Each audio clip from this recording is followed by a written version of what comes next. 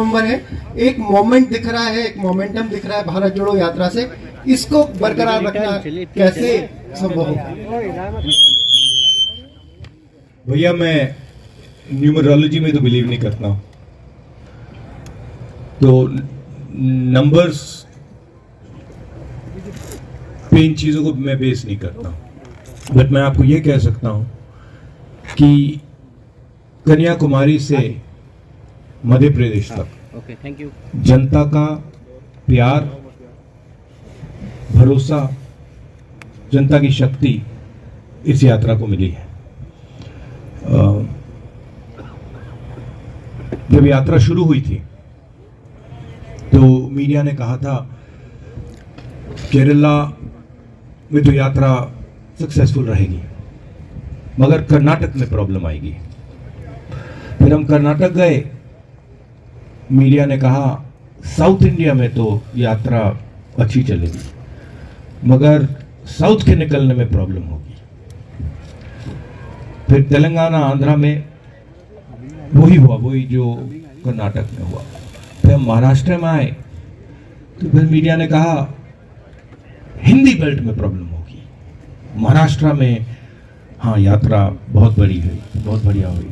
अब मध्य प्रदेश में आए, अब मीडिया कह रही है मध्य प्रदेश में बहुत अच्छा रिस्पांस मिला, मगर राजस्थान में प्रॉब्लम होगी। तो देखते जाइए, क्योंकि ये जो यात्रा है ये कांग्रेस पार्टी से अब आगे निकल गई है। ये यात्रा हिंदुस्तान की जो समस्या है, हिंदुस्तान के, तो अजीब सी बात है, इस यात्रा में जो भी चल रहा है, चाहे वो 10 किलोमीटर चल रहा है, 25 किलोमीटर चल रहा है, जो भी जितना भी चल रहा है, थकान किसी को नहीं हो रही है। आज एक लड़की आई मेरे पास और मुझे उसने कहा कि मैं जैसे ही मैंने यात्रा शुरू की, पहले 15 मिनट मैंने सोचा मैं कैसे चल पाऊंगी, और 15-20 मिनट बाद जो भी मेरी माइंड में थकान थी, जो भी डर था, वो निकल गया। तो इस यात्रा के पीछे सोच है, सबसे पहले जो हिंदुस्तान में नफरत, हिंसा और डर फैलाया जा रहा है, उसके सामने खड़े होना। और इसका सेंट्रल आइडिया कि जनता की आवाज जो है उसको सुनना सबसे जरूरी चीज है। उसके बाद जो देश में बेरोजगारी, उसके खिलाफ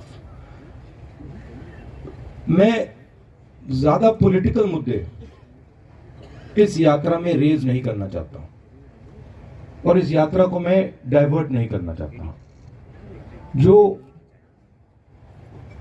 जनता कह रही है और जो फीडबैक हमें मिल रहा है, उसके बारे में हम आपसे जरूर बात कर रहे हैं। अगर वो लोग खरीदे गए हैं, पैसे से खरीदे गए हैं, तो उन पे कैसे कहा जाए, उन पर भरोसा नहीं करना चाहिए।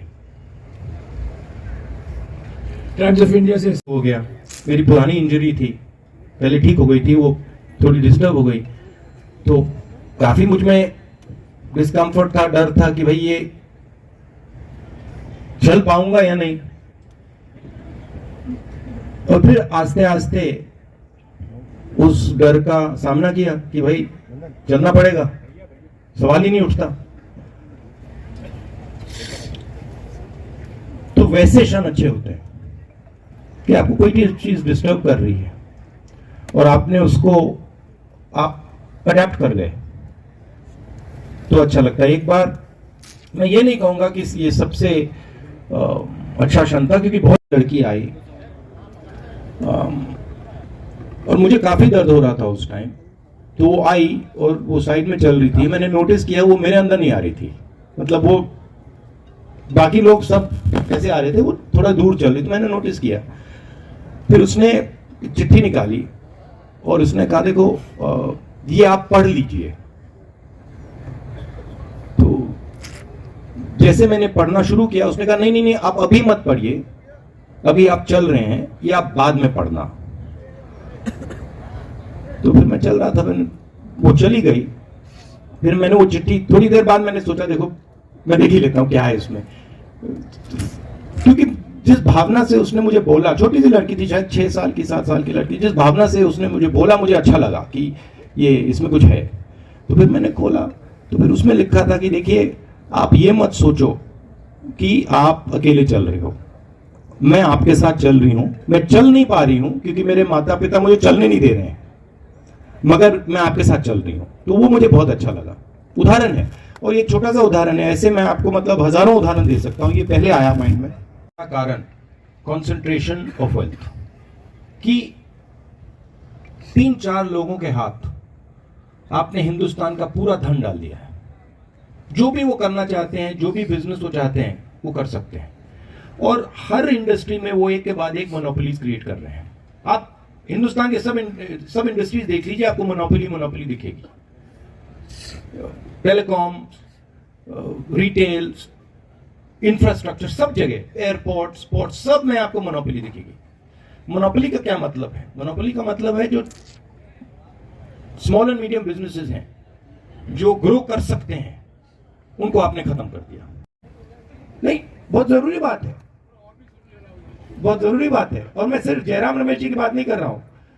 जो भी मुझे कुछ कहता है मैं सुनता हूं, कहता हूं ठीक है, इसमें लॉजिक है तो करना चाहिए। Thank you. देखिए, मैं इसमें जाना नहीं चाहता हूं कि किसने क्या कहा, ठीक है। ये दोनों नेता कांग्रेस पार्टी के एसेट्स हैं, मगर मैं आपको एक बात की गारंटी दे सकता हूं कि भारत जोड़ो यात्रा पर इसका कोई असर नहीं पड़ने वाला है। दूसरी तरफ जहाँ पे रिगरसली, कंटिन्यूसली हर चीज पे जो है, माइन्यूटली नहीं बल्कि मैसिव लेवल पे पर्सनल अटैक्स हो रहे हैं।